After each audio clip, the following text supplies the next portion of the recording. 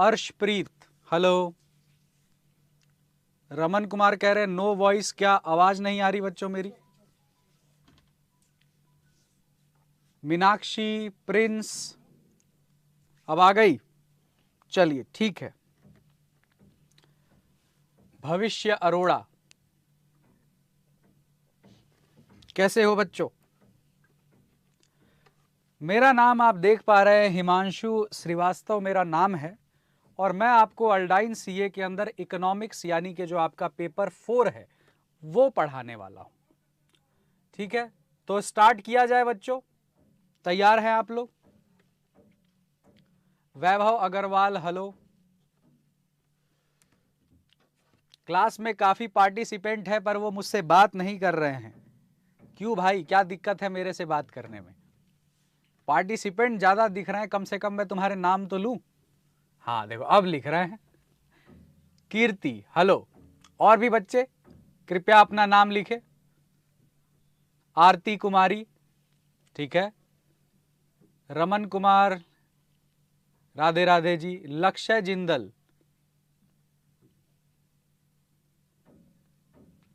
Sir class लेनी है तो ऑनलाइन का चार्ज बताओ। ये सब बेटा मैं कैसे बताऊं, मैं तो बस टीचर आदमी हूं, मेरा काम बस पढ़ाना है। अब ये चार्ज वार्ज ये सब तो आपको मैनेजमेंट से डिस्कस करना होगा।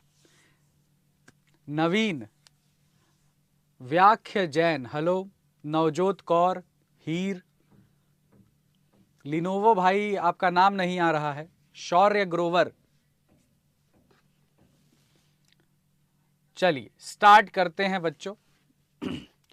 इकोनॉमिक्स आपका बच्चों पेपर 4 है और सबसे पहले मैं आपको सिलेबस दिखा देता हूं। तो ये आपको टोटल 10 चैप्टर दिखते हैं, यानी हमारा इकोनॉमिक्स का सिलेबस कितना है बच्चों? 10 चैप्टर। नॉट सर्टेन कह रहे हैं सर, सुनो ना, सुनाओ ना यार, क्या सुनना है बताओ। कितने चैप्टर दिखते हैं बच्चों? 10 चैप्टर। जरा मेरे से बातचीत करते रहिएगा, मुझे बच्चों से बातचीत करके पढ़ाने में ज़्यादा मन लगता है, तो हिचकिचाइए नहीं। ऐसा समझिए कि आप बहुत पहले से मुझे जानते हैं, तो आप जितना हो सके मुझसे बातचीत कीजिए। कितने चैप्टर दिखते हैं बच्चों? 10। पर सवाल उठता है कि क्या ये वाकई में सिर्फ 10 चैप्टर है? अच्छा पहले ये बताओ, क्या 10 चैप्टर सिर्फ होता है? पहले तो ये बता दो, क्या 10 चैप्टर के लिए सिर्फ वर्ड यूज करना उचित है कि बस 10 चैप्टर? बताइए क्या ये सही बात है? हेलो वानी जैन, आप लोग कह रहे हो नहीं, आप स्टूडेंट्स का दर्द, बिल्कुल गलत। लेकिन अगर मैं आपको ये बोलूं बच्चों कि ये 10 चैप्टर दिखता तो है पर ये 26 के बराबर है, ये सब मिला करके बच्चों 26 चैप्टर के बराबर है। अब आप कहोगे ये कैसे सर, दिखाई तो 10 दे रहा है। तो चलिए आपको दिखाते हैं। ये हम चलते हैं बच्चों ICAI के वेबसाइट पर और देखिए, ओहो यहां नहीं दिख रहा, अब दिखेगा। देखो बच्चों, चैप्टर 1 में कितने यूनिट हैं? 2। चैप्टर 2 में कितने यूनिट है? 3। तो 3 और 2 कितने हो गए? 5। 5 और 2 7। 7 और 3 10। गलती से क्लिक हो गया मुझसे। 7 और 3 10 और 1 11। 11 और 2 13। 13 और 4 17। 17 और 3 20। 20 और 5 25 और 1 26। गुड आफ्टरनून कशिश छाबड़ा। तो टोटल कितने हैं बच्चों? हम इस 10 चैप्टर के भ्रम में नहीं फंसेंगे, क्योंकि ये टोटल कितने हैं मैंने आपको दिखा दिया। ये टोटल कितने हैं बच्चों? ये टोटल है 26 जी। अब ये मैंने आपको क्यों दिखाया? देखो एक समय था बच्चों कि बड़े अच्छे दिन हुआ करते थे इकोनॉमिक्स में। वो अच्छे दिन क्या थे बच्चों? इको का जो पेपर था इसके साथ एक पेपर आता था बच्चों BCK, business and commercial knowledge. तो इकोनॉमिक्स 60 नंबर का आता था और ये 40 नंबर का, और ये टेक्निकली माइक्रो इकोनॉमिक्स आता था, और इसमें बस एक चैप्टर बिजनेस साइकिल होता था जो मैक्रो इकोनॉमिक्स का पार्ट है, बाकी BCK आता था। ठीक है, अब देखिए, जब हम इसको पढ़ते थे तो बच्चों को मैं कहता था देखो इस पे मेहनत कर लो, और इसके लिए अच्छे से बस स्टडी मटेरियल के पीछे जो क्वेश्चन दिए हैं वो कर लो, पास्ट ईयर में जो क्वेश्चन आए हैं वो कर लो, और कुछ क्वेश्चन मैं अपनी तरफ से देता था, बच्चे उसे कर लेते थे, और मस्त इकोनॉमिक्स में बच्चों 90 से 95 नंबर लेकर के आ जाते थे। मतलब 80 नंबर तो समझ लीजिए बहुत कॉमन था, 80 नंबर तो बहुत आसान था लाना, क्योंकि देखो ये 40 नंबर ना एक तरह से इंस्टीट्यूट की तरफ से गिफ्ट था। ठीक है, और इधर से 60 नंबर, तो बच्चा सोचता था कि सर इधर 60 में से 30 इधर ले आ लूंगा, 20 तो इधर आ ही जाएगा, तो भी मुझे दुनिया की कोई ताकत पास होने से नहीं रोक सकती है। पर ये पुराना टाइम था, अब समय क्या हो चुका है बच्चों, बदल चुका है। तो समय जो है बच्चों बदल चुका है, और समय ने इकोनॉमिक्स को बच्चों बलवान बना दिया, और बलवान बनाया, और अब आपका पूरा का पूरा जो इकोनॉमिक्स का पेपर है कोई BCK नहीं है, टोटल 100 मार्क्स। तो सवाल उठता है सर यहां तक तो पहले था, ठीक है, ये वाला नहीं था, तो ये और ये कहां से उठ करके आया, पता है ये कहां से उठ के आया? CA इंटर में बच्चों एक पेपर होता था, FM and economics for finance, FM and economics for finance. तो उसमें जो इकोनॉमिक्स वाला पार्ट था CA इंटरमीडिएट के अंदर, वही उठ के किधर आ गया बच्चों, फाउंडेशन में। अब मैंने आपको ये क्यों बताया, इसलिए बताया बच्चों कि इकोनॉमिक्स एक ऐसा पेपर है जो एक समय में मतलब मजे में पढ़ने वाला पेपर था, पर ये अब ऐसा नहीं है। अब आपको इसमें भी जितना आपको दूसरे सब्जेक्ट में मेहनत करना है उतना ही इसमें भी मेहनत करना है। बाकी मैं तो हुई आपके काम को आसान करने के लिए। उसके बाद आपको एक बात और समझनी है, इकोनॉमिक्स होता है बच्चों पेपर 4। इसका मतलब यह हुआ कि आप ऑलरेडी 3 परीक्षाएं दे चुके होते हो। आप अकाउंट्स का पेपर दे चुके होते हो, आप लॉ का पेपर दे चुके होते हो, और आप मैथ का पेपर दे चुके होते हो। तो इसका मतलब अगर इन 3 पेपरों में कोई कमियां हुई है तो आपको कौन बचाएगा, उन कमियों को भरने में आपकी सहायता कौन करेगा? खुद ही सोच के देखिए। अंत भला तो सब भला। तो चौथा पेपर आपका क्या आता है बच्चों, इकोनॉमिक्स। और ये आपके 3 पेपरों में हुई गलतियों को छुपाने में मदद करेगा। जैसे देखिए, इंस्टीट्यूट का पासिंग क्राइटेरिया क्या है बच्चों, 200 एग्रीगेट, 200 एग्रीगेट और 40 इंडिविजुअल। तो मान लीजिए मार्क्स कुछ ऐसे बने आपके 60, 50 और 40, ये मार्क्स बन रहे हैं। तो कितना होता है बच्चों, 6 5 11, 11 और 4 15। इसका मतलब यदि 50 नंबर इको में लाया जाए तो काम हो जाएगा। चलो, अगर इधर 40 बनते तो यानी इको में 60 नंबर लाया जाएगा तो काम हो जाएगा। और अगर इधर 40 बनते हैं तो यानी इको में 80 ला दिया जाए तो काम बन जाएगा, क्योंकि एग्रीगेट अपने को कितना बनाना है, 200। यस और नो? समझ आया पासिंग क्राइटेरिया क्या है, कैसे अप्रोच करना है। इंस्टीट्यूट के नजर में अगर आपको इंडिविजुअली हर सब्जेक्ट में 40 है तो आप इंडिविजुअली तो पास हो, पर इंस्टीट्यूट के नजर में आप फेल हो। पर अगर आपको 40 60 40 60 है तो आप पास हो, क्योंकि आपका एग्रीगेट 200 बन गया। तो हमें पढ़ना है ऐसे कि हमें 40 के बारे में बच्चों सोचना ही नहीं है, हमें 50 से ऊपर ही सोचना है। चलो, अब ये बताओ बच्चों, मैं अल्डाइन सीए के प्लेटफॉर्म पे तुमको अर्थशास्त्री बनाने के लिए खड़ा हूं या सीए बनाने के लिए खड़ा हूं? अर्थशास्त्री या सीए, किस चीज के लिए खड़ा हूं? सीए बनाने के लिए। ठीक है, इसका जवाब यह है बच्चों कि मैं आपको सीए बनाने के लिए भी खड़ा नहीं हूं। अब आप कहोगे सर क्या बात कर रहे हो, अर्थशास्त्र यानी इकोनॉमिक्स हिंदी में बोलते हैं। तो अब आप कहोगे सर क्या बात कर रहे हो, आप कह रहे हो आप सीए बनाने के लिए नहीं खड़े हो। ये बताओ बच्चों, क्या सीए सिर्फ फाउंडेशन से बनते हैं? सीए सिर्फ फाउंडेशन से बनते हैं बच्चों? नहीं बनते हैं। मैं आपको कहां तक पढ़ाऊंगा? मैं तो इंटरमीडिएट नहीं पढ़ाता, मैं तो गरीब आदमी हूं, छोटा मोटा टीचर हूं। मैं तो इंटरमीडिएट नहीं पढ़ाता, मैं तो फाइनल नहीं पढ़ाता। तो मैं ये कैसे कह दूं कि मैं आपको सीए बनाने के लिए खड़ा हूं?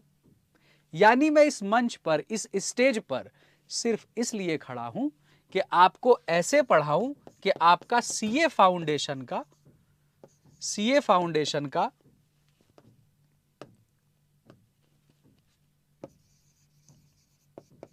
पेपर 4 क्लियर हो जाए।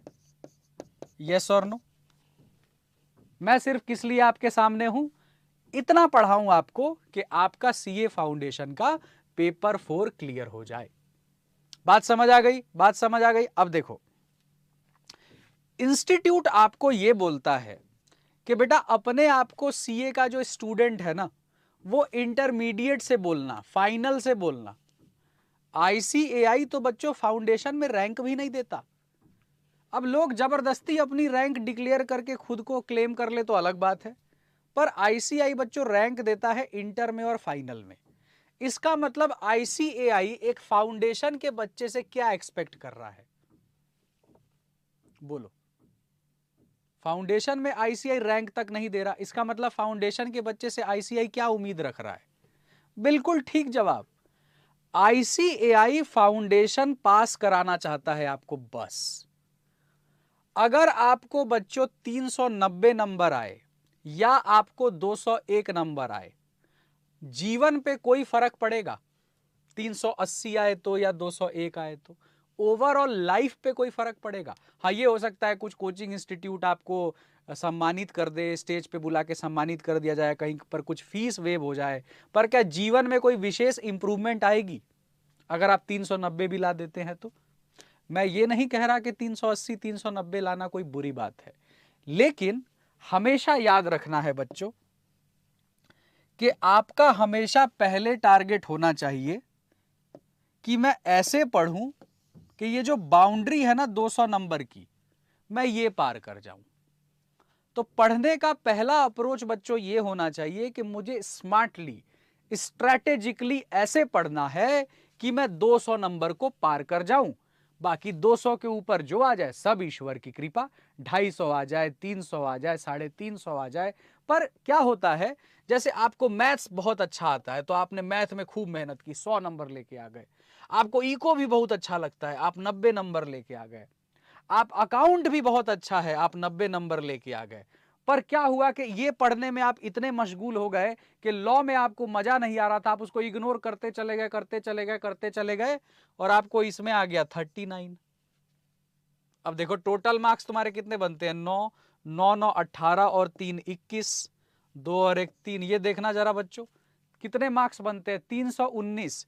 पर क्या तुम इंटरमीडिएट में बैठोगे?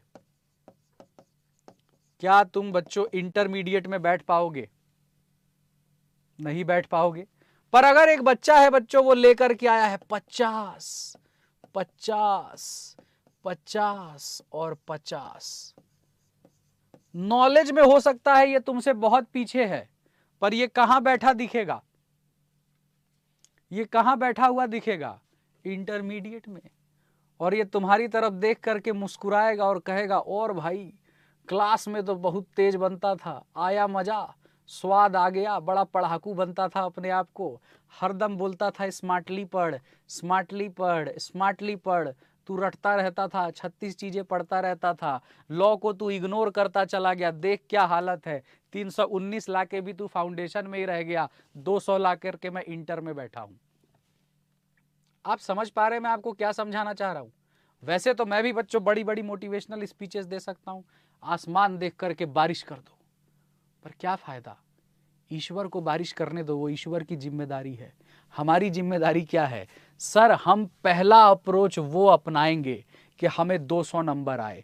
जब बच्चा पेपर दे के आता है तो मुझे बोलता है सर आपका चेहरा याद आ रहा था, तो मैं 200 नंबर को पहले मैंने टारगेट किया और आज मैं पास हूं। अब देखो 200 नंबर क्यों महत्वपूर्ण है? क्यों हमें पहले उस मार्क्स को टारगेट करना है जो हमें पास कराएगा? समझिए, एक क्वेश्चन कितने नंबर का है बच्चों? एक क्वेश्चन कितने नंबर का? अगर एक क्वेश्चन को सही करते हो तो 1 नंबर मिलेगा। एक क्वेश्चन को सही करते हो तो कितने नंबर मिलेंगे? 1 नंबर। पर यदि एक क्वेश्चन को गलत करते हो तो कितने नंबर चले जाएंगे? एक क्वेश्चन सही किया 1 नंबर, पर एक क्वेश्चन गलत किया तो कितने नंबर जाएंगे? अर्शप्रीत ने कहा सर 0.25 मार्क्स जाएगा। राम गोयल ने भी कहा 0.25 मार्क्स जाएगा नेगेटिव में। ठीक है, बाकी लोग भी बताइए, इतने सारे पार्टिसिपेंट है, बात क्यों नहीं कर रहे यार तुम लोग? वीनू ने दिया है सही जवाब कि कितने नंबर जाएंगे। व्याख्या जैन ने भी कहा 0.25। क्या श्योर हो बच्चों? 0.25 मार्क्स जाएगा। 1.25 जाएगा भैया। कहां हो? कई बच्चे एग्जाम में ऐसे ही जोड़ के चले जाते हैं, अरे 4 क्वेश्चन गलत करेंगे तो कितने ही नंबर कटेंगे। एक क्वेश्चन पे 2.5 तो 4 क्वेश्चन पे 1 नंबर कटेगा। 1 नंबर थोड़ी कटेगा बच्चों, 5 नंबर कटेगा। 4 उसका भी तो कटेगा जो तुमने गलत किया। यानी सही किया तो 1 नंबर आएगा और गलत किया तो 1.25 जाएगा। तो जिस वक्त तुम परीक्षा दे रहे हो बच्चों, एग्जाम दे रहे हो, और तुम ये देखते हो कि तुम्हारे 60 क्वेश्चन सही है, तो क्या बच्चों 61 क्वेश्चन को तुक्का लगाने की कोई जरूरत है?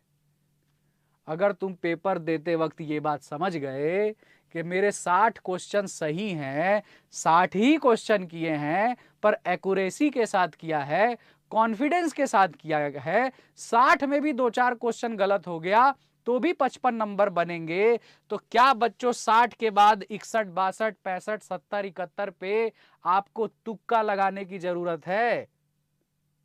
मत लगाइएगा, जरूरत नहीं है, क्योंकि आप ऑलरेडी पास हो रहे हो। अब तुक्का लगाने के चक्कर में तुमने कर दी गलती, हो गया गेम, पास हो रहे थे हो गए फेल। तो क्योंकि आज पहली क्लास है बच्चों, तो पहले मैं आपको बस थोड़ा सा ये समझाना चाहता हूं कि एग्जाम किस तरीके का है। उसके बाद देखिए, आप जब 12th पास करके आते हो सीए फाउंडेशन के लिए, तो ये आपके जीवन का पहला कॉम्पिटिटिव एग्जाम होता है। पहली बार आप एक ऑल इंडिया कंपटीशन एग्जाम में उतरते हैं। जैसे अगर इंस्टीट्यूट बच्चों ये कहता है कि वो सीए फाउंडेशन में रिजल्ट देगा 30%, 30% से ज्यादा रिजल्ट सीए फाउंडेशन में इंस्टीट्यूट नहीं देता। यानी 100 बच्चे बैठेंगे तो कितने बच्चे पास होंगे? 30 बच्चे पास होंगे। ठीक, अब जो बच्चा मेरी बात को ध्यान से समझता है वो 30 में आता है, जो नहीं समझता वो 70 में चला जाता है। समझ आ रही है बात? तो अगर बच्चों इंस्टीट्यूट पहले से ही डिसाइड करके बैठा है कि वो 100 में से 30 को ही पास करेगा, तो आपको हर वो अप्रोच अटेम्प्ट करना चाहिए कि नहीं, कि क्या मैं ऐसा करूं कि मैं उस 30 बच्चे में आऊं? यस और नो? तो किसी भी कॉम्पिटिटिव एग्जाम की पढ़ाई में जरूरी क्या होता है पता है? कॉम्पिटिटिव एग्जाम की पढ़ाई में बच्चों ये जरूरी नहीं है कि क्या पढ़ना है, ये ज्यादा जरूरी नहीं। ज्यादा जरूरी ये है कि क्या नहीं पढ़ना है। मैं फिर अपने स्टेटमेंट को रिपीट करता हूं, कॉम्पिटिटिव एग्जाम में ये जरूरी नहीं कि क्या पढ़ना है, ज्यादा जरूरी ये है कि क्या नहीं पढ़ना है। कहीं आप कुछ भी ऐसा तो नहीं पढ़ रहे बच्चों जो एग्जाम में आएगा ही नहीं। तो ये बताओ, ज्ञानी बनना है कि सीए? क्या बनना है बच्चों, ज्ञानी या सीए? ज्ञान तो जिंदगी भर मिलता रहेगा, लेकिन मान लीजिए आप लाख ज्ञानी हैं, आपके पास इतनी नॉलेज है कि बढ़िया बढ़िया चार्टर्ड अकाउंटेंट्स के पास वो नॉलेज नहीं है, लेकिन क्या कोई कंपनी आपसे ऑडिट करा लेगी? बताइए, क्या कोई कंपनी आपसे ऑडिट करा लेगी? आप ये कह रहे हो मैं चार्टर्ड अकाउंटेंट से ज्यादा जानता हूं, पर क्या आप बैलेंस शीट पे साइन कर पाओगे? Answer is no, because you are not a chartered accountant.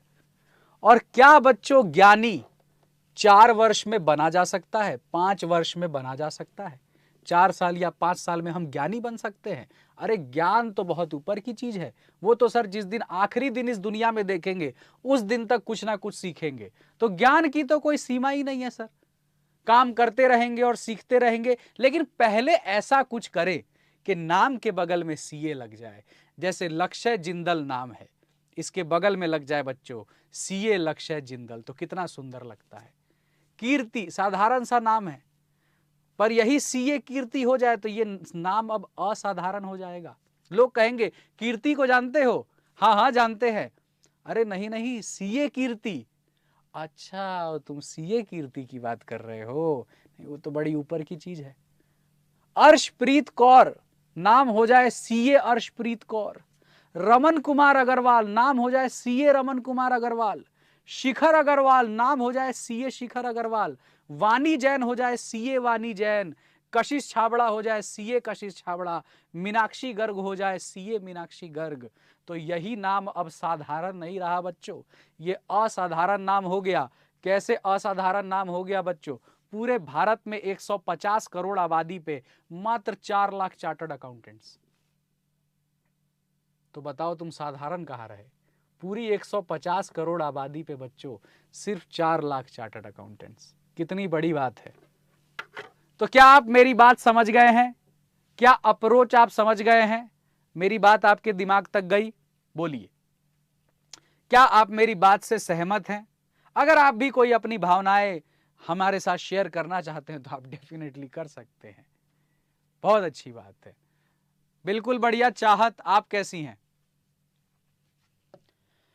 चलो तो ये हमने सिलेबस देख लिया। क्या ये बच्चों 10 हैं? क्या ये 10 हैं? बोलो, क्या ये 10 हैं? ये तो 10 दिखते हैं सर। देखन में छोटन लागे घाव करे गंभीर। सर ये 10 नहीं, ये तो 26 है। 26। तो सिलेबस बहुत है। हाँ, रमन कुमार अग्रवाल, कोई बात नहीं चाहत, बहुत जल्दी वो टेंशन भी खत्म हो जाएगी। देखो, पहले माइक्रो इकोनॉमिक्स 60% था, लेकिन अब बच्चों माइक्रो इकोनॉमिक्स है 45, इकोनॉमिक्स फॉर फाइनेंस है 55। जैसे देखिए, ये 4 चैप्टर माइक्रो के हैं, तो जोड़ लीजिए 10 10 20 और 5 25, 25 और 15 कितने हो गए? 40। गलत तो नहीं जोड़ दिया मैंने? नहीं नहीं सॉरी, 45। नहीं यार 40 ही तो है, सही तो जोड़ा है। देखिए माइक्रो का एक ये चैप्टर है 5 number, theory of demand and supply 10 number, theory of production and cost 10 number, different forms of market 15 number. तो 15 5 20 और 20 40। बाकी बचा हुआ सारा मैक्रो है। ठीक है, 15 नंबर ये हो गया, फिर आपका 5 नंबर ये हो गया, 15 5 20 और 40 60। समझ आ गई बात? समझ आ गई बात? ठीक है, तो चलिए चैप्टर को शुरू करते हैं बच्चों।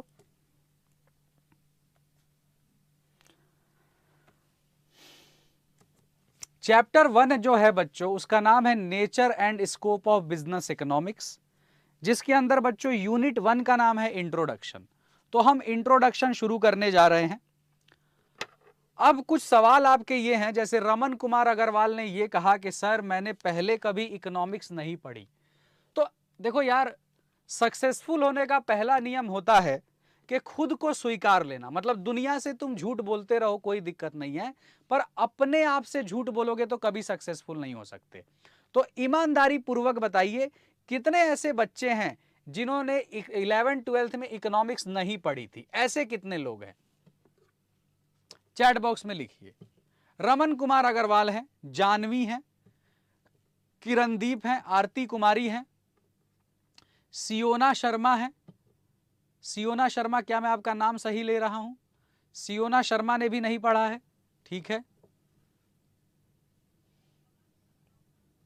ओके। अब वो बच्चे बताओ, सर बस पढ़ लिया था, आता वाता कुछ नहीं है। बस पढ़ लिया था सर, आता वाता कुछ नहीं है। ऐसे कितने लोग हैं? ईमानदारी से बता दो, कोई दिक्कत की बात नहीं है, मैं हूं यहां पे, बताओ। नवजोत कौर, नहीं, जिन्होंने अच्छे से पढ़ा था वेरी गुड, लेकिन जिन्होंने होता है ना सर बस पढ़ लिया था, क्या पढ़ा था कुछ पता नहीं है। कीर्ति ने कहा बस थोड़ा बहुत आता है, ठीक है। अब ऐसे कितने लोग हैं जो इकोनॉमिक्स में अपने आप को प्रकांड विद्वान मानते हैं? हाँ जी, ऐसे कितने लोग हैं जो अपने आप को बेहतर मानते हैं इकोनॉमिक्स में? लक्ष्य मानते हैं, राम गोयल मानते हैं, भविष्य अरोड़ा मानते हैं अपने आप को, शिखर भी कह रहे हैं सर गुड, अच्छी इकोनॉमिक्स थी मेरी। चलिए, तो आइए बच्चों, कशिश छाबड़ा ने कहा उनकी भी अच्छी थी इकोनॉमिक्स। तो जिन बच्चों की इकोनॉमिक्स अच्छी थी हम उन्हीं से शुरुआत करेंगे, बहुत बेसिक शब्दों पे उनसे शुरुआत करेंगे। ये बताओ बच्चों, नीड किसे कहते हैं? नीड वर्ड, इकोनॉमिक्स में नीड का मतलब क्या है? रौनक अग्रवाल की भी इको अच्छी थी, वेरी गुड। तो जिनकी इको अच्छी थी मुझे बताइए कि नीड क्या है बच्चों? What is need? आंसर दीजिए। शिखर, भविष्य, राम गोयल, लक्ष्य, रौनक अग्रवाल, कशिश छाबड़ा, नीड का मतलब क्या होता है? लक्ष्य जिंदल ने कहा something needed to survive. Need मतलब किसी चीज की जरूरत इग्नोर नहीं कर सकते। Need is a want that satisfy human want. अरे बाप रे बाप। That is required to survive. Harsh Jain ने कहा water is need, shelter is need, food is need. चलो, तो फिर वांट का मतलब क्या है बच्चों? तो वांट का क्या मतलब है? वांट मतलब विश, वांट का मतलब विश, जरूरत, समथिंग वी डिजायर। तो फिर डिजायर क्या है भाई? समथिंग विच डिजायर बोलने का मतलब है डिजायर ही वांट है। शिखर ने कहा need when shaped by culture and individual personality becomes want. Okay, desire मतलब चाह, डिजायर ही वांट है। अब देख लो, यहीं पर कितनी सारी मिसअंडरस्टैंडिंग है। मैं आपको एक चीज बता दूं, मैं आपको इकोनॉमिक्स ऐसे पढ़ाने वाला हूं जैसे आप सभी लोगों ने इकोनॉमिक्स कभी भी नहीं पढ़ा। मैं ये मान करके इकोनॉमिक्स पढ़ाऊंगा कि आपको कुछ नहीं आता, बिल्कुल जीरो से। अरे जीरो भी छोड़ो यार, एकदम बेसमेंट से शुरू करेंगे। ठीक है, मैं आपको इकोनॉमिक्स ऐसे पढ़ाने वाला हूं जैसे आपको कुछ भी नहीं आता। तो इस बात से कोई फर्क ही नहीं पड़ता कि आप साइंस बैकग्राउंड से हैं या कॉमर्स बैकग्राउंड से हैं, आपको कितनी इको आती थी। मैं तो ये मान करके चल रहा हूं कि आपको कुछ नहीं आता। तो इसका मतलब आपको भी कैसे पढ़ना पड़ेगा? पुराना जो भी दिमाग में लेके आए हो उसे क्या करना पड़ेगा? त्यागना पड़ेगा। अगर आप अपनी पुरानी इकोनॉमिक्स को त्याग पाएंगे तभी आप मेरे द्वारा पढ़ाई गई इकोनॉमिक्स को अच्छे से स्वीकार कर पाएंगे। अब मैं ये क्यों कह रहा हूं? देखो, जिन्होंने पहले कभी इकोनॉमिक्स नहीं पढ़ी है उनमें तो मुझे ज़्यादा दिक्कत नहीं आती, क्योंकि उनके दिमाग में मैं जो भी इनकलकेट करूंगा, इनबिल्ड करूंगा, वो ले लेंगे। लेकिन दिक्कत उनके साथ आती है जो पहले से पढ़ के आते हैं। अब वो पढ़ के आते हैं कुछ, मैं यहाँ पे पढ़ाता हूँ कुछ, तो उनके दिमाग में कन्फ्लिक्ट पैदा होने लगता है कि सर हमने तो ऐसे पढ़ा था, आप ऐसे पढ़ा रहे हो। देखो, जहां तुमने पढ़ा बहुत अच्छा पढ़ा, लेकिन वहां तुमको पढ़ाया गया तुम्हारे 11th-12th के हिसाब से। जैसे आपका इको का पेपर बच्चों है सब्जेक्टिव थोड़ी है, इको का पेपर है आपका ऑब्जेक्टिव।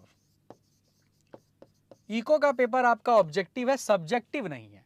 तो जैसे बच्चों जब तुम 11th-12th में पढ़ते थे तो मान लो तुमने 4 नंबर का क्वेश्चन अटेम्प्ट किया, तो तुम ये उम्मीद करते थे कि नहीं कि चलो टीचर कहीं 3 दे दे, 3.5 दे दे, 2 दे दे, 2.5 दे दे, अच्छा कुछ नहीं तो 1 दे देगा। उम्मीद करते थे ना कि लिखा है तो कुछ ना कुछ तो मिलेगा। यस और नो? तो यानी अगर आपको किसी पॉइंट के सारे कॉन्सेप्ट क्लियर भी नहीं है तो भी आपको पता है कि आप लिखोगे तो कुछ ना कुछ मार्क्स मिल जाएगा, ऑल्दो आपके कॉन्सेप्ट क्लियर नहीं है। पर ऑब्जेक्टिव पेपर में ऐसा होता है क्या बच्चों, क्या आप आधे अधूरे कॉन्सेप्ट से सही कर लो? यहां तो सर मिला तो 1 और नहीं मिला तो गया 1.25। बोलो, यानी यहां पर ज्यादा नंबर जाने के चांसेस है। पहले तो ये था ना कि चलो सर 4 नंबर का करेंगे, 2.5, 3, 1 कुछ तो मिलेगा। हम सबने घर पे आके अपनी कॉपियां चेक की हैं कि नहीं खुद से, वो अलग बात है। हम जितना भी काट करके कॉपी चेक करते थे, असल मार्क्स उससे भी कम आ जाते थे। लेकिन हम सबने बच्चों अपनी अपनी कॉपी चेक की है कि नहीं? आपको समझना पड़ेगा कि ऑब्जेक्टिव पेपर की एक सुंदरता है। सुंदरता यह है बच्चों कि क्वेश्चन भी हमारे आंख के सामने होता है और आंसर भी हमारे आंख के सामने होता है। ये क्वेश्चन है, ऑप्शन ए, बी, सी और डी। अब इन्हीं 4 में से एक आंसर है ना, यानी आंसर तो हमारे सामने लिखा हुआ है। हमें बस उस आंसर को बच्चों पहचानना है। हम उस आंसर को कैसे पहचानेंगे बच्चों? जब हमारे गहराई से क्लियर होंगे क्या? कॉन्सेप्ट। तो अब मन से निकाल दीजिए कि इकोनॉमिक्स एक याद करने वाला सब्जेक्ट है, रटने वाला सब्जेक्ट है, ये सब अब भूल जाइए।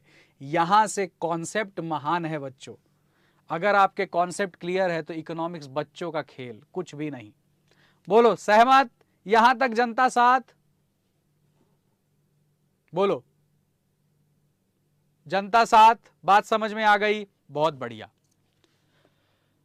तो वो बच्चे लक्ष्य गोयल, भविष्य अरोड़ा, कीर्ति, कशिश छाबड़ा, वैभव अग्रवाल, क्या आप लोग इकोनॉमिक्स में प्रकांड विद्वान होने के बाद भी अपने हथियार जो हैं, अपनी जो ताकत है, मेरे सामने सरेंडर करने को तैयार हैं कि सर अब तो जीवन आपको सौंप दिया, जो आप बोलो वही सही है, आपने जो बोला वही पत्थर की लकीर है, सर आपने बोला भंगड़ा करो, करेंगे?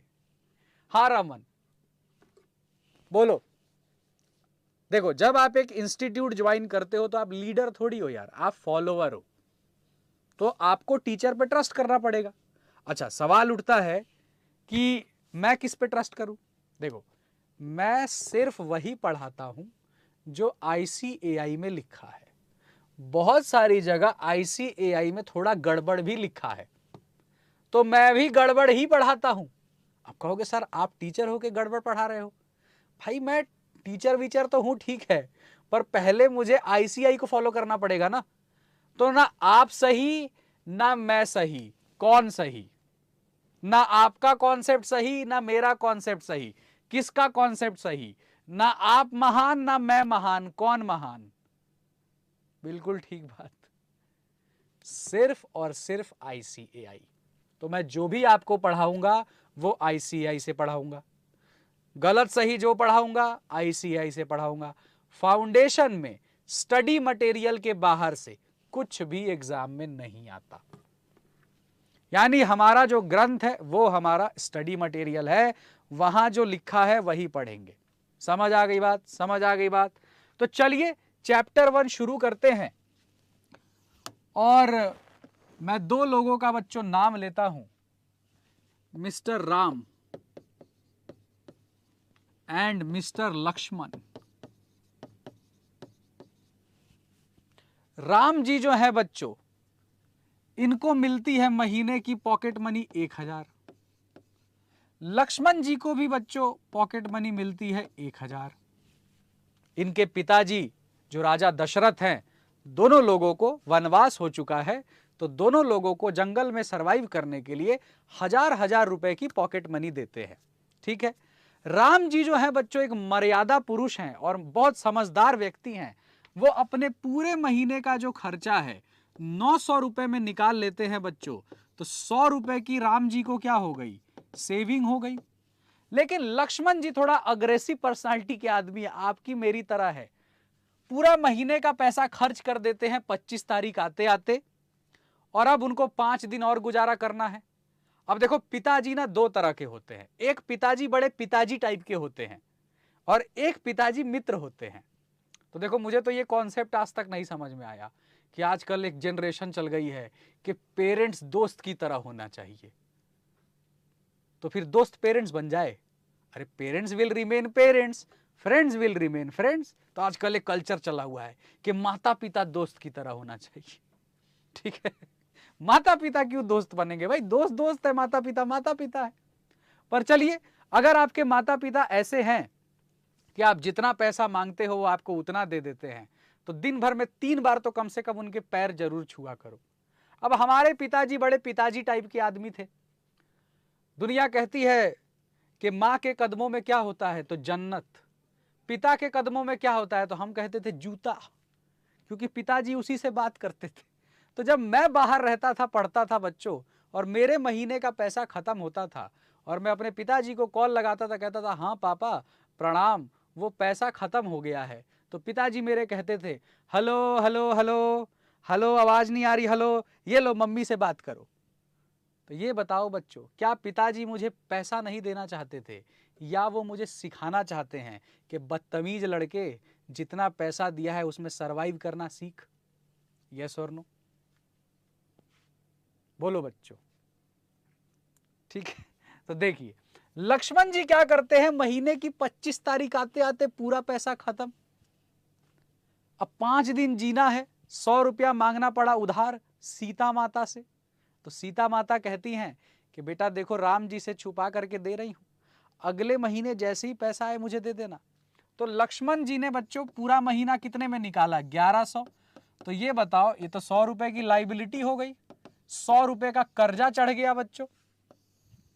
यस और नो, 100 रुपए का क्या चढ़ गया, कर्जा। अब अगला महीना फिर आया, तो फिर पिताजी ने 1000 रुपए भेज दिए। तो भाई राम जी के पास तो पहले से 100 रुपए हैं, तो राम जी के पास टोटल कितने हो गए, 1100। खर्चा कितने के बराबर है सर, 900। सेविंग कितनी हो गई सर, 200। इधर देखिए, पहले तो 100 रुपए देने पड़ेंगे, बचा कितना, 900। खर्चा कितने के बराबर है, 1100। लो भाई, लाइबिलिटी बढ़ करके हो गई 200। ये लो भाई, एक ही जगह पर रह करके बच्चों सेम पैसों का इस्तेमाल करके एक तरफ सेविंग्स बढ़ रही है और एक तरफ लाइबिलिटी बढ़ रही है। तो आप खुद ही बता दीजिए ना, who knows better economics, Ram और लक्ष्मण दोनों के पास सेम पैसा है, दोनों सेम पैसे का इस्तेमाल कर रहे हैं, लेकिन उसी पैसे का इस्तेमाल करके एक व्यक्ति सेविंग की डायरेक्शन में जा रहा है और एक व्यक्ति लाइबिलिटी की डायरेक्शन में जा रहा है। चयन जैन कह रहे sir I studied foundation for you, पुराने दिन ताजा हो गए। अच्छा ठीक है चयन जी, कैसे हैं आप, सब बढ़िया? हाँ जी मेरे प्यारे बच्चों, आप सभी लोगों ने जवाब दिया कि सर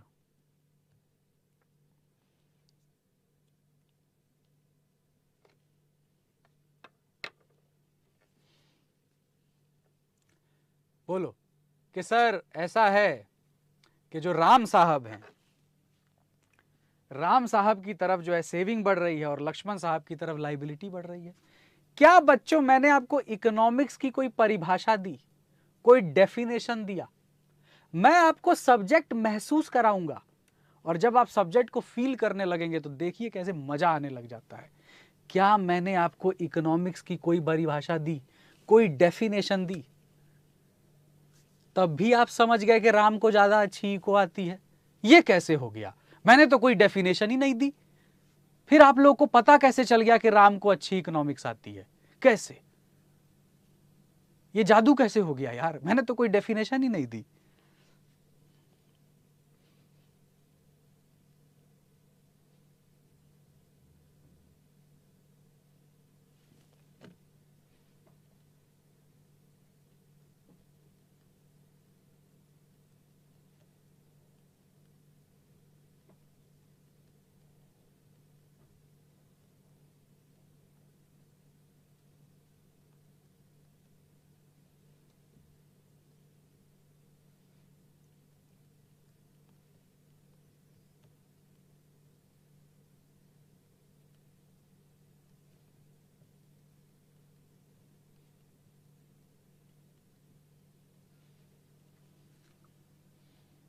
अरे बताओ भाई, कैसे जादू हो गया? तुम लोग को भी नहीं समझ में आ रहा ये कैसे जादू हुआ? हाँ रमन, बिल्कुल सही जवाब दिया आपने।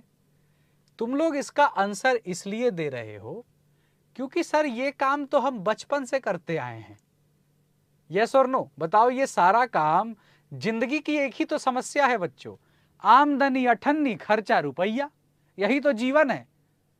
अंबानी से लेकर के भिखारी तक सब इसी चीज से परेशान है।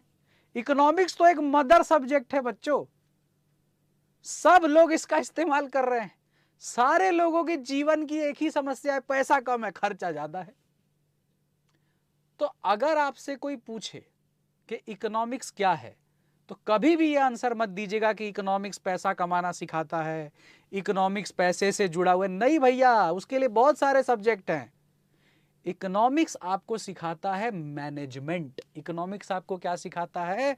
मैनेजमेंट। देखिए, इस 1000 रुपए पे बच्चों क्या लिमिट लगी हुई है, या आप जितना मांग रहे हैं उतना मिल रहा है? लिमिट है या जितना मांग रहे हैं उतना मिल रहा है? लिमिट लगी हुई है। अब इस ब्रह्मांड में बच्चों जितनी भी चीजें मौजूद है ना, उसे रिसोर्स कहा जाता है। इकोनॉमिक्स के नजर में उसे रिसोर्स कहा जाता है। ये यहां कैलकुलेटर रखा है, ये रिसोर्स है। ये एसी का रिमोट रखा है, ये रिसोर्स है। ये चाबी है बच्चों, रिसोर्स है। मैं रिसोर्स हूं, ये रिसोर्स है। इस धरती पर हर चीज रिसोर्स है। क्या आपके घर में पड़ा कचरा भी रिसोर्स है? Answer is yes. जिस कूड़े को आप फेंक रहे हैं, उस कूड़े से कूड़े वाले का घर चल रहा है भाई। आपके लिए वो वेस्ट है, पर उसका परिवार पल रहा है। तो इस धरती पर जितनी भी चीज मौजूद है वो रिसोर्स है। पर रिसोर्स के साथ एक समस्या है बच्चों, ये लिमिटेड है। ये क्या है? लिमिटेड। तो क्या मैं 1000 रुपए को, पैसा भी तो रिसोर्स हुआ, क्या मैं 1000 रुपए को बच्चों लिमिटेड रिसोर्स बोल दूं तो कुछ गलती हो जाएगी? बोलो मेरे प्यारे सुंदर सुंदर बच्चों, अगर मैं 1000 रुपए को लिमिटेड रिसोर्स बोल दूं तो क्या कोई गलती हो जाएगी? और बच्चों जो ये 900 में गुजारा हो रहा है, क्या मैं इसे अनलिमिटेड वांट्स बोल दूं तो क्या कुछ गलती हो जाएगी? बोलो यस और नो। सर रिसोर्सेज हैं लिमिटेड, वांट्स हैं अनलिमिटेड, पूरा जीवन इसी में तो गुजर जाता है। सर रिसोर्स की समस्या है लिमिटेड, वांट्स की समस्या है अनलिमिटेड। अब देखो, ये जो लिमिटेड रिसोर्सेज है इसी को इकोनॉमिक्स की भाषा में बच्चों मीन्स कहते हैं, और अनलिमिटेड वांट्स को बच्चों इकोनॉमिक्स की भाषा में एंड्स कहते हैं। तो ये बताओ बच्चों, इकोनॉमिक्स क्या निकलता है? सर इकोनॉमिक्स एक ऐसा आर्ट ऑफ मैनेजमेंट है जो हमें सिखाता है कि हम कैसे अपने लिमिटेड रिसोर्सेज में अपने अनलिमिटेड वांट्स को ऐसे एडजस्ट करें ताकि हमें मिले बच्चों मैक्सिमम पॉसिबल सेटिस्फैक्शन। यस और नो? हमें क्या मिले? Maximum possible satisfaction. तो कंक्लूजन क्या निकला बच्चों? Economics is an art of resource management. Economics हमें क्या सिखाता है? रिसोर्स मैनेजमेंट की कला। एक कहावत है बच्चों, पुत्र कुपुत्र तो क्या धन संचय, पुत्र सुपुत्र तो क्या धन संचय। यानी पुत्र यदि कुपुत्र होगा, अच्छा पुत्र नहीं होगा, तो वो पिता की दी हुई सारी संपत्ति को जीरो कर देगा। लेकिन यदि पुत्र सुपुत्र होगा, अच्छा पुत्र होगा, तो पिताजी उसको जीरो भी देंगे तो भी वो इंपायर खड़ा कर देगा। दोनों में क्या अंतर है बच्चों? रिसोर्स मैनेजमेंट का। क्या इस बात की गारंटी है कि आपके पास ज्यादा धन है तो आप सुखी भी ज्यादा हैं? आपने बहुत परिवार देखे होंगे बच्चों जहां धन तो बहुत आ रहा है पर दरिद्रता, गरीबी भी वहां बहुत ज्यादा है, क्योंकि उन्हें क्या नहीं आता? रिसोर्स मैनेजमेंट नहीं आता। लेकिन एक परिवार देखोगे बड़ा थोड़ा सा पैसा आ रहा है, फिर भी बहुत अच्छा घर चल रहा है, बच्चे अच्छे स्कूल में जा रहे हैं, घर में अच्छे पार्टी फंक्शन हो रहे हैं। इन दोनों परिवारों में क्या डिफरेंस है? एक व्यक्ति ज्यादा कमा के भी गरीब है और एक कम कमा के भी अमीर है। क्या फर्क है बच्चों? रिसोर्स मैनेजमेंट का फर्क है कि नहीं? बोलो समझ गए कि नहीं तुमके इकोनॉमिक्स का क्या मतलब है?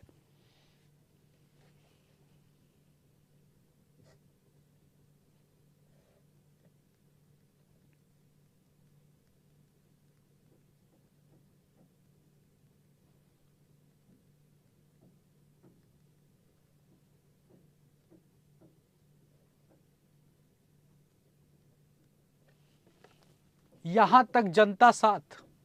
क्या आप सब्जेक्ट को महसूस कर पा रहे हो बच्चों? बोलो। अब आइए सब्जेक्ट को थोड़ा और महसूस करते हैं। आपने जितनी भी इकोनॉमिक्स पढ़ी, जिन्होंने पढ़ा, जिन्होंने नहीं पढ़ा कोई दिक्कत की बात नहीं है, आपने जितनी भी इकोनॉमिक्स पढ़ी बच्चों, हर जगह लिखा होता है मैक्सिमम सेटिस्फैक्शन। हर जगह लिखा होता है maximum satisfaction. What is the difference between satisfaction and maximum satisfaction? क्या आपने कभी सोचा नहीं कि यह हर जगह मैक्सिमम सेटिस्फैक्शन क्यों लिखा है? सेटिस्फैक्शन भी तो लिख सकता था। तो what is the difference between satisfaction and maximum satisfaction? क्या आंसर देंगे?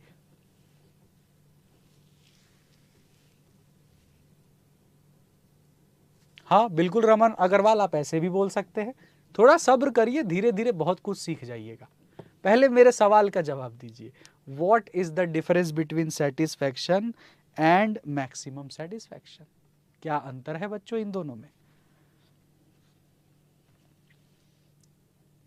बोलो भाई बोलो, सब पढ़ के नहीं आए हो मैक्सिमम सेटिस्फैक्शन क्या होता है? बताओ। किताब में तुम्हारे हर जगह मैक्सिमम सेटिस्फैक्शन क्यों लिखा होता था बच्चों?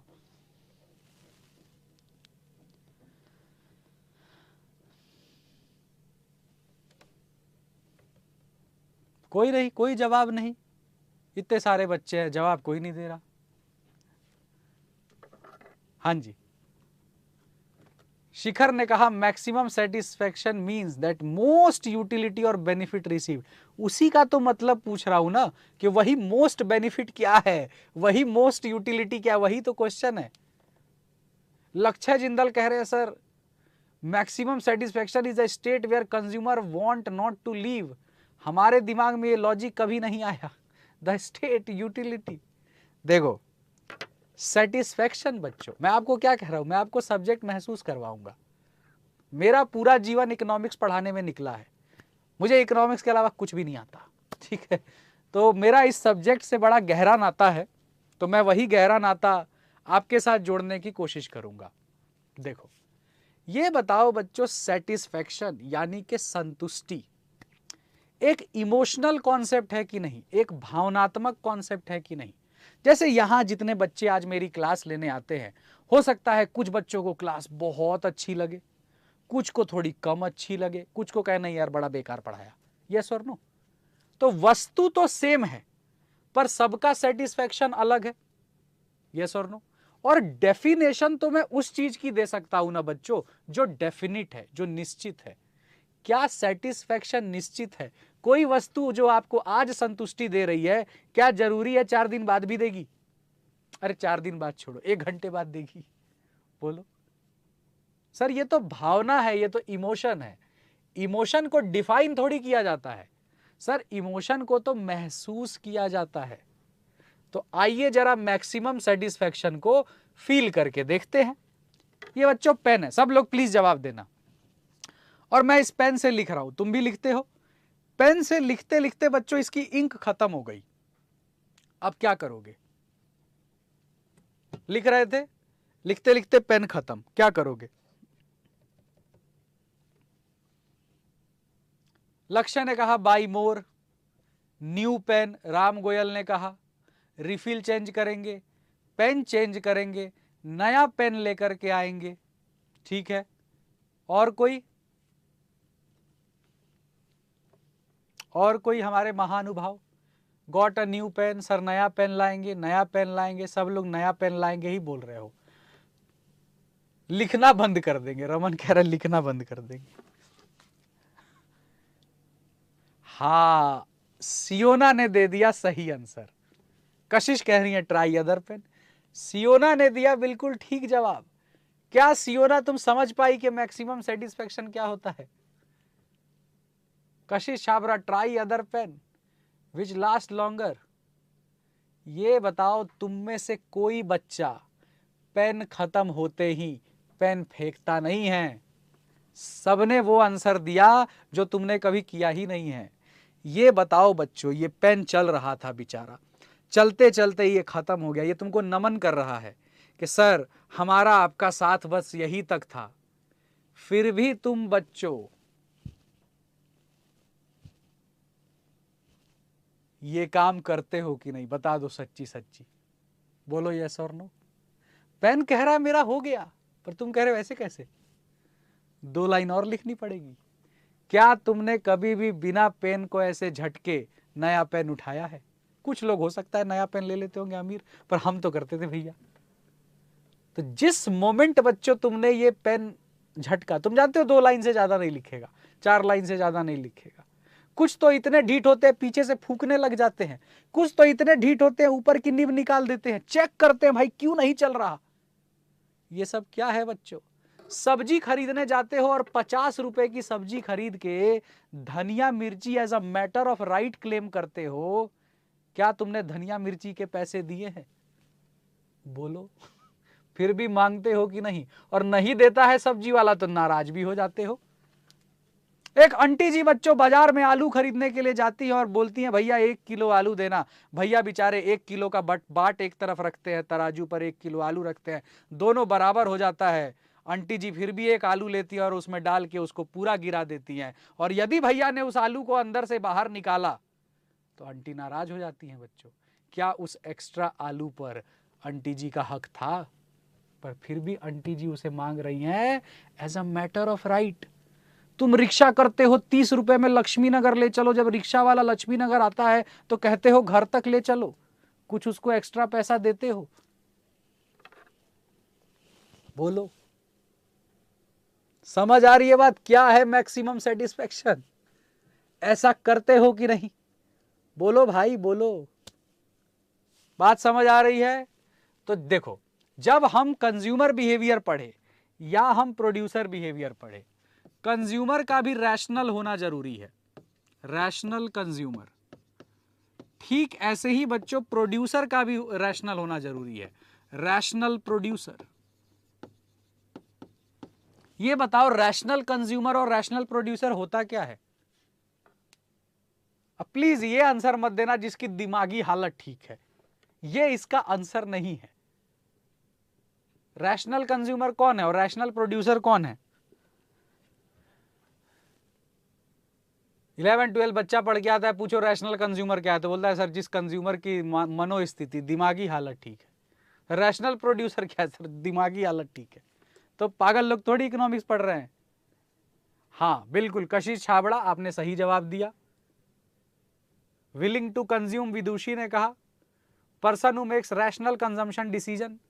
कशिश छाबड़ा ने कहा rational who want maximum satisfaction.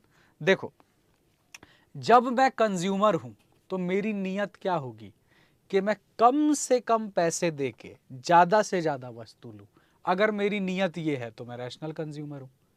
और अगर मैं एक रैशनल प्रोड्यूसर हूं तो मैं क्या सोचूंगा? ज्यादा से ज्यादा पैसे लेके कम से कम वस्तुएं दूं। तो एक रैशनल कंज्यूमर को क्या चाहिए बच्चों? Maximum satisfaction. एक रैशनल प्रोड्यूसर को क्या चाहिए बच्चों? Maximum profit. यहां तक जनता साथ? यहां तक कोई दुख समस्या कष्ट परेशानी बच्चों? यहां तक आप लोग साथ? क्या मैं आगे बढ़ जाऊं? यहां तक कोई भी डाउट है तो आप पूछ सकते हैं। वैसे तो मैंने इतना कुछ विशेष पढ़ाया नहीं है, पर फिर भी आप पूछ सकते हैं। हाँ जी, हाँ बिल्कुल, वैभव अग्रवाल आपने सही जवाब दिया है। हाँ जी बच्चों, आगे बढ़ जाऊं मैं?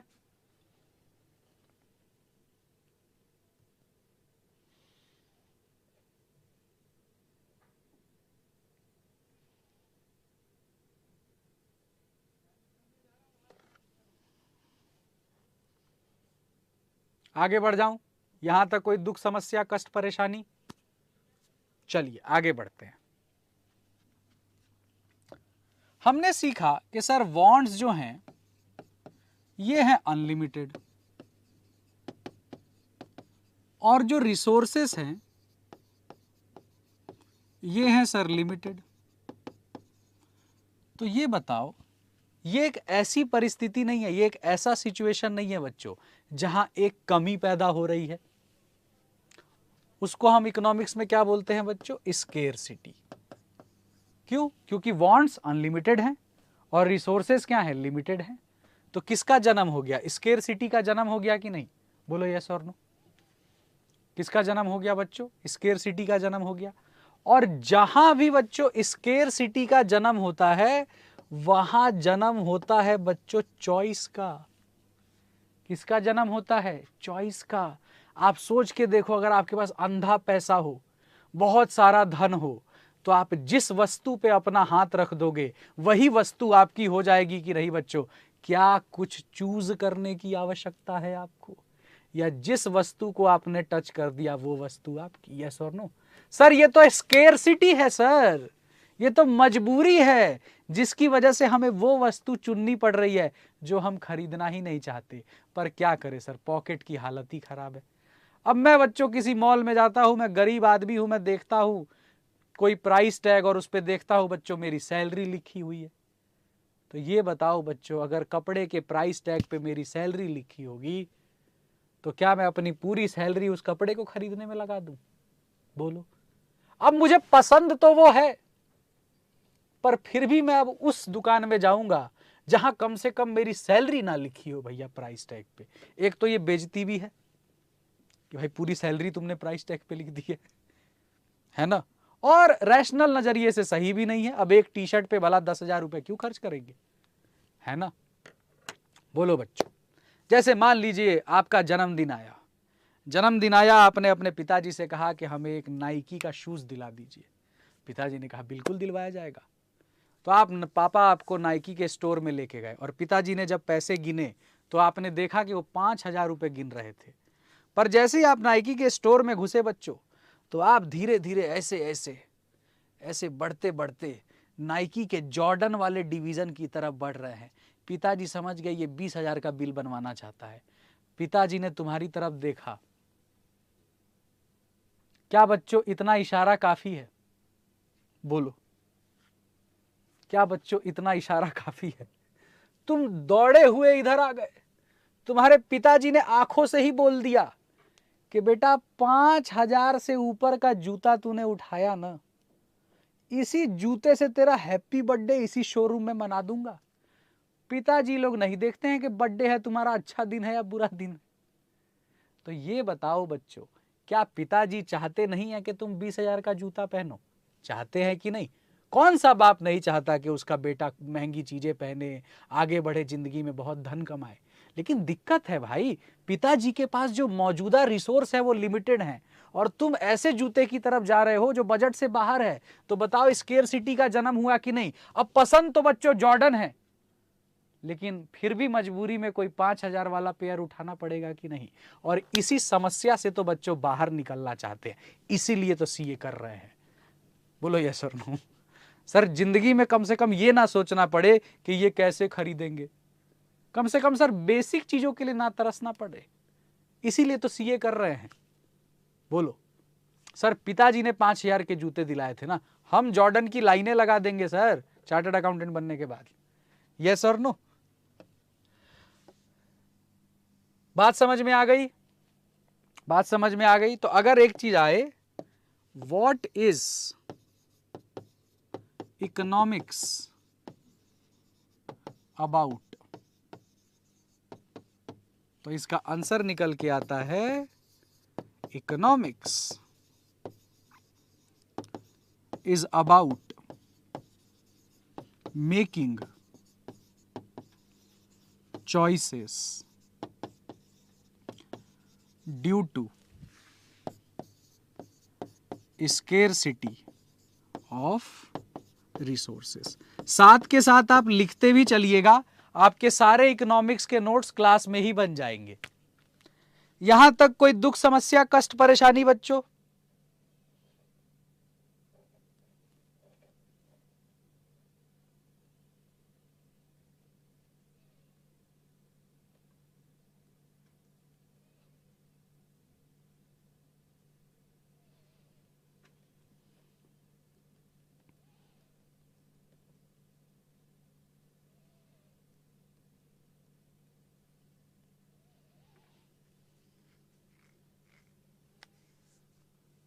हाँ बिल्कुल, बिल्कुल मिलेंगे रमन कुमार। यहां तक जनता साथ, तुम लोग बातचीत कम कर रहे हो यार, पार्टिसिपेट करो क्लास में, मजा आ जाना चाहिए। इंटरेक्टिव क्लास होनी चाहिए बच्चों, कब हमारे 1.5-2 घंटे निकल जाए पता नहीं चलना चाहिए। यहाँ तक सब लोग साथ, कम से कम सब बच्चों के नाम तो पता चल जाए मुझे, जैसे रमन का नाम पता चल गया, आरती का पता चल गया, अर्शप्रीत का पता चल गया, कशिश का पता चल गया, व्याख्या जैन का पता चल गया, किरणदीप का पता चल गया, शिखर का पता चल गया, वानी जैन का नाम पता चल गया। सही बच्चों का नाम पता चलना चाहिए ना। चलिए आगे बढ़ते हैं बच्चों। आप में से कितने बच्चों के पास स्टडी मटेरियल मौजूद है इस वक्त? ICAI के द्वारा दी गई किताब कितने लोगों के पास है? लक्ष्य के पास है, और कितने लोगों के पास है?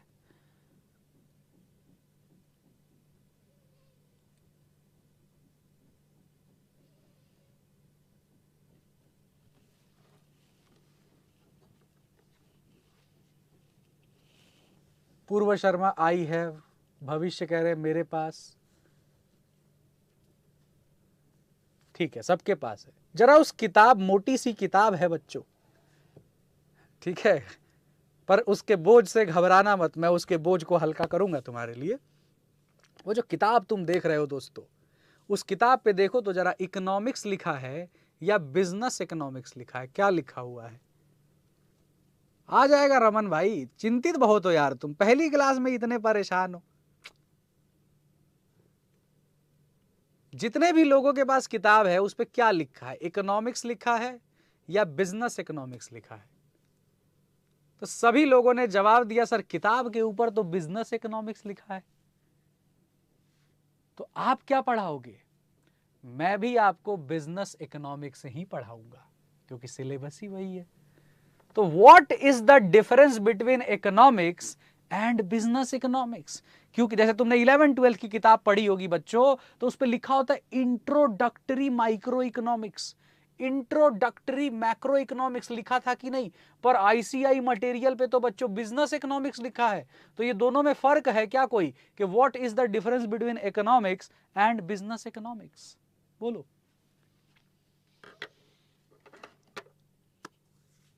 जरूर कोई अंतर होगा, तभी तो लिखा है बिजनेस इकोनॉमिक्स। तो पहला नियम, आपका जो सिलेबस है बच्चों वो है बिजनेस इकोनॉमिक्स। यानी मैं हिमांशु श्रीवास्तव आपको क्या पढ़ाने वाला हूं? बिजनेस इकोनॉमिक्स पढ़ाने वाला हूं। अब सवाल उठता है सर इकोनॉमिक्स क्या है और बिजनेस इकोनॉमिक्स क्या है? चलिए, हाँ बिल्कुल शियोना शर्मा, सही आंसर दिया आपने, पर उसमें अभी और भी बहुत सारी चीजें हैं। देखो, एक CA की पढ़ाई किया, जैसे मान लीजिए आज है, अभी चल रहा है बच्चों 2024 में एक बच्चा है जिसका नाम है मिस्टर A। 2024 में ये CA की पढ़ाई में इनरोल हुआ और 2028 में ये CA बन गया, ठीक है। इसी के साथ इसका दोस्त भी था मिस्टर B, ये भी बच्चों 2024 में CA में इनरोल हुआ और ये भी बच्चों 2028 में CA बन गया। यानी दोनों ने साथ में CA की पढ़ाई की शुरुआत की और साथ में ही अंत किया। लेकिन ये पा रहा है बच्चों 2 लाख रुपया महीना और ये पा रहा है बच्चों 50,000 रुपया महीना। ये भेदभाव कैसे आ गया यार? दोनों ने सेम टाइम पर सेम किताबें पढ़ के सेम इंस्टीट्यूट के द्वारा डिग्री की प्राप्ति करी है, पर एक 50,000 पा रहा है और दूसरा 2 लाख पा रहा है। चलो, दोनों में से किसी का रैंक नहीं है, और बताओ, ना A का रैंक है ना B का रैंक है। लक्ष्य जिंदल, नॉलेज भी बढ़िया है। हाँ अर्शप्रीत, शिखर, आपने ठीक लिखा। डिफरेंट कंपनीज,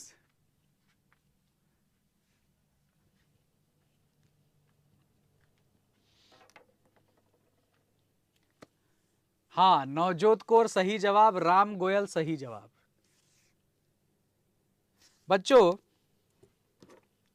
अगर आपको और मुझको थ्योरेटिकली ये सिखाया जाए कि सर्जरी कैसे करते हैं, किडनी ट्रांसप्लांट कैसे करते हैं, थ्योरेटिकली सिखाया जाए तो कॉमर्स के स्टूडेंट होकर के भी हमें समझ आ जाएगा कि नहीं, कि पेट को ऐसे फाड़ते हैं, फिर ऐसे किडनी को निकालते हैं, ठीक है, फिर अब ठीक है, और फिर इस तरह से दूसरी किडनी लेते हैं और उसमें डाल के ऐसे सील देते हैं।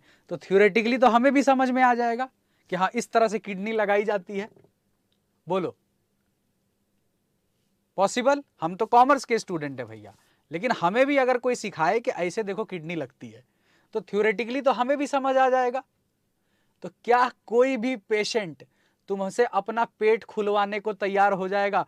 तुम बोलो देखो जी कभी किडनी लगाई नहीं है, लेकिन एक डॉक्टर साहब है उनसे मेरी बातचीत होती थी तो उन्होंने बताया है मुझे कि किडनी कैसे लगती है।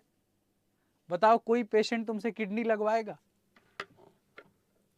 अरे जो किताबों में पढ़ा जाता है, जो थ्योरी में पढ़ा जाता है, और जब वो चीज प्रैक्टिकली सामने आती है तो बड़ा जमीन आसमान का अंतर होता है। अब तुम थ्योरी पढ़ के चल गए किडनी लगाने, तुम किडनी लगा रहे थे, किडनी लगाते लगाते तुमको कॉल आ गया, पेशेंट की किडनी नीचे गिर गई, तुम्हारे जूतों के नीचे आ गई। वो कह रहा है भाई क्या चल रहा है ये सब? तुम कह रहे अरे सॉरी सॉरी दब गई आपकी किडनी, मैं दूसरी मंगवाता हूं, चलिए इसको दूसरी फिट करते हैं। क्या कोई भी व्यक्ति आपको अपना पेट खोलने देगा बच्चों? मजाक चल रहा है क्या? तो ये बताओ मेरे प्यारे सुंदर सुंदर बच्चों, क्या थ्योरेटिकल नॉलेज और प्रैक्टिकल नॉलेज एक ही चीज है? जैसे बहुत सारे लोग बच्चों क्लास में तो टॉपर रहे, यूनिवर्सिटी में टॉपर रहे, हर जगह टॉपर रहे, पर जीवन की परीक्षा में ही फेल हो जा रहे हैं। थोड़ा सा प्रेशर आता है, मम्मी अब क्या करें, हमें जिंदगी खराब हो गया। एक पायलट है बच्चों, प्लेन हाईजैक हो गया है, खुद ही रोने लग गया। सारे पैसेंजर उसे देख रहे हैं और कह रहे हैं चलो पायलट साहब हैं कुछ ना कुछ करेंगे। पायलट साहब खुद ही कर रहे हैं, अरे भैया हमको छोड़ दो, माफ कर दो भैया, बड़ी भारी गलती हो गया, अरे हाईजैकर हमें माफ कर दीजिए। तो ये बताओ बच्चों पेशेंट की क्या हालत होगी, सॉरी फ्लाइट में बैठे लोगों की क्या हालत होगी? तो जो बच्चों हम किताबों में पढ़ते हैं और जो हम असल जिंदगी में इस्तेमाल करते हैं, इन दोनों में बहुत फर्क है। तो ये दोनों किताबें तो सेम पढ़ के गए, पर प्रैक्टिकल लाइफ का जो सॉल्यूशन दे पाएगा, व्यापार में आए हुए प्रैक्टिकल समस्याओं का जो समाधान दे पाएगा, वही ज्यादा पैसा पाएगा ना। अच्छा आप में से कितने लोग ऐसे हैं जो बिजनेस फैमिली से हैं? कुछ तो होंगे, दो चार तो निकल ही जाएंगे। कितने लोग ऐसे हैं लक्ष्य बिजनेस फैमिली से हैं? और कितने लोग हैं जानवी भी बिजनेस फैमिली से है? और कितने लोग हैं बताइए? आरती कुमारी, शिखर, बताइए, इतने सारे व्यापारी यहां पर है। ये बताओ बच्चों क्या तुम्हारे पिताजी ने कोई बिजनेस इकोनॉमिक्स की पढ़ाई की है? कशिश छाबड़ा भी बिजनेसमैन, रमन कुमार भी। क्या तुम्हारे पिताजी कहीं से फिलॉसफी की, एमए इकोनॉमिक्स की, पीएचडी इकोनॉमिक्स की डिग्री लेकर के आए हैं? बताओ रौनक अग्रवाल। पर ये बताओ क्या वो तब भी सक्सेसफुली बिजनेस चला रहे हैं कि नहीं? उन्होंने तो कोई किताब नहीं पढ़ी है। पूछ के देख लेना कि पापा आपने कोई मैनेजमेंट की किताब पढ़ी है क्या? आपको मास्लोज हायरार्की थ्योरी मालूम है क्या? पापा आपको पता है क्या टॉप लेवल क्या होता है, मिडिल लेवल क्या होता है, लोअर लेवल क्या होता है? बोलो क्या पिताजी ने, मैं देखो हमारे साथ सबसे बड़ा स्कैम क्या हुआ, जो बिजनेस स्टडी का टीचर था उसका खुद कोई बिजनेस नहीं है। बिजनेस स्टडी के टीचर का खुद कोई बिजनेस ही नहीं है और हमें क्या पढ़ा रहे, बिजनेस स्टडी। यस और नो? तो स्कैम तो वही हो गया, जिस टीचर ने बिजनेस स्टडी पढ़ाया उसका कोई बिजनेस ही नहीं है। तो इसका मतलब पिताजी आपको क्या समझाना चाहते हैं कि भैया देखो किताब का ज्ञान नहीं है पर असल जीवन का ज्ञान है। तो ये एक बात बताओ, किताब का बच्चों लाख ज्ञान हो, असल जीवन का ज्ञान नहीं है, असल बिजनेस का ज्ञान नहीं है, बिजनेस फेल या पास, बिजनेस फेल या पास, बिजनेस फेल। पर एक समय में यह मानो किताब का कोई ज्ञान ही नहीं है पर प्रैक्टिकल लाइफ का पूरा ज्ञान है, फेल और पास। बताइए, फेल और पास, पास। यही अंतर है बच्चों इकोनॉमिक्स में और बिजनेस इकोनॉमिक्स में। इकोनॉमिक्स तो सर थ्योरेटिकल है, बिजनेस इकोनॉमिक्स हमें यह कहता है कि इकोनॉमिक्स को ऐसे पढ़ो कि असल जीवन में आए हुए समस्याओं का भी तुम समाधान ढूंढ सको। समझ आई बात? तो खाली किताबी ज्ञान से नहीं चलेगा। तो ICAI जानता है कि कल जब उसका बच्चा इस इकोनॉमिक्स को पढ़ के निकलेगा और जब असल जीवन में उसके सामने समस्याएं आएगी और वो थ्योरेटिकली चीजों को पढ़ करके गया है तो उसके हाथ पैर कांपने लगेंगे। पर जो इसका समाधान देगा, जो इसका सॉल्यूशन देगा, वो बनेगा बच्चों 2 लाख सैलरी वाला, नहीं तो ये 50,000 वाले भैया बनेंगे। तो देखो,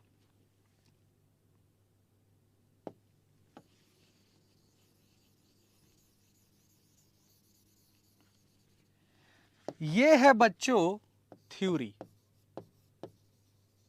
और ये है बच्चों प्रैक्टिकल। तो ये बताओ, थ्योरी में और प्रैक्टिकल में एक गैप है कि नहीं? थ्योरी में और प्रैक्टिकल में एक गैप है कि नहीं? बताओ, एक डिफरेंस है कि नहीं? गैप है। बहुत बढ़िया। तो अगर मैं बच्चों एक पुल बना दूं यहां से यहां तक, एक ब्रिज बना दूं, तो इस थ्योरी से इस ब्रिज पर चल के प्रैक्टिकल तक पहुंचा जा सकता है कि नहीं? बोलो। एक पुल बना दूं सर, थ्योरी और प्रैक्टिकल के बीच में एक गैप है, तो सर 2 जगहों के बीच में गैप होता है तो हम पुल बनाते हैं। तो ये बताओ, ये पुल क्या है? ये पुल बिजनेस इको है कि नहीं? यही बच्चों बिजनेस इको है। तो इसीलिए बच्चों बिजनेस इको को बोलते हैं इट फुलफिल्स या फिर इट ब्रिजेस। ब्रिजेस का मतलब क्या होता है? पुल बनाना। अब आप कहोगे सर फिल बोलो, फुलफिल बोलो, ब्रिज क्यों बोल रहे हो? क्योंकि तुम्हारी ICAI में लिखा है, जो तुम्हारी ICAI में लिखा है वही पढ़ाऊंगा। इवन जो ICAI के शब्द है वो MCQ बन के आ जाते हैं भाई। तो अगर ICAI ब्रिज बोलता है तो ब्रिज, बात खत्म। It fulfils bridges the gap between theory and practical. Sir ये जो थ्योरी में और प्रैक्टिकल में जो गैप आ जाता है, एक डिफरेंस आ जाता है, उस डिफरेंस को भरने का काम करता है बिजनेस इको, और यही हमारा सिलेबस है, इसी को हम पढ़ेंगे। बोलो यहां तक जनता साथ, कुछ नया सीखने को मिला बच्चों?